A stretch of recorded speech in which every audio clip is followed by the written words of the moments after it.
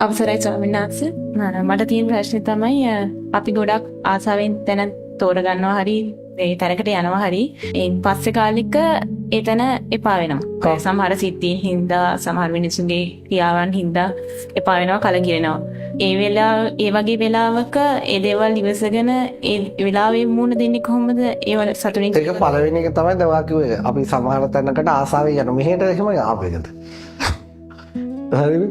ඊට පස්සේ කාලයක් යද්දි මොකද්ද වෙන්නේ? එපා වෙනවා. ඒකේ ඔයා ඉගෙන ගන්න දේ මොකද්ද?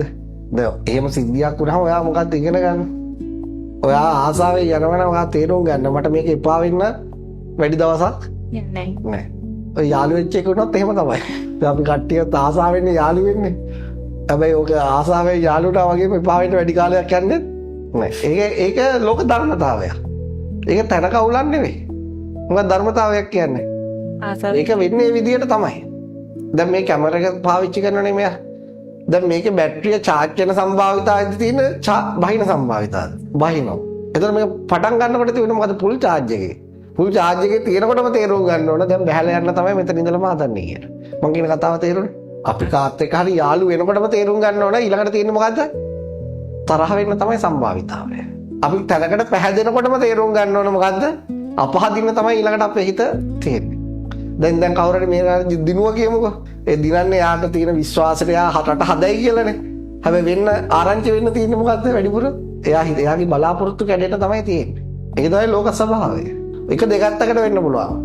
දැන් අපි යනවා විශ්වාසයෙන්. ඒ විශ්වාසයෙන් යනකොට ඒ විශ්වාසය තව වැඩි වෙන්නත් පුළුවන්. ඒත් වෙනස් වෙනවා. විශ්වාසය තව අඩු වෙන්න කොච්චර වැඩි වුණත් උපරිම තැනකට එනවනේ. අයිත් එතන ඉඳලා මොකද්ද වෙන්නේ?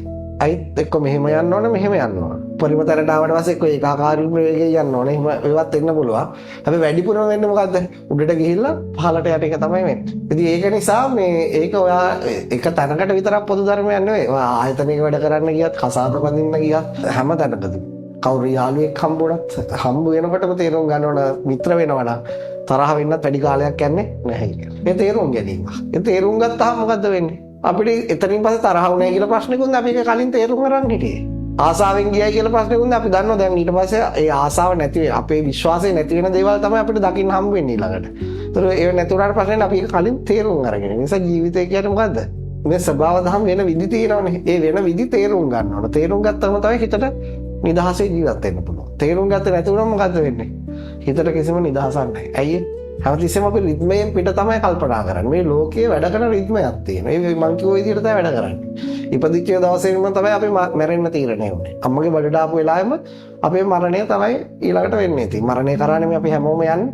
ජීවත් වීම කරා යන්නේ නැහැනේ. එන්න වයසට යනවා මිසක් තරුණ වෙන්නේ නැහැනේ. ඒවට කියන රිද්ම් එකකට වෙන්නේ. මොකද්ද වෙන්නේ? ඒ වගේ හැමදේම යාළුකම්, මිත්‍රකම්, වෛරය, ප්‍රේමය හැම එකම රිද්ම් එකකට වෙන්නේ. එතකොට අපි කාට හරි වෛරයෙන් ඉන්නවනේ ඒක අනිත් පැත්ත මොකද්ද?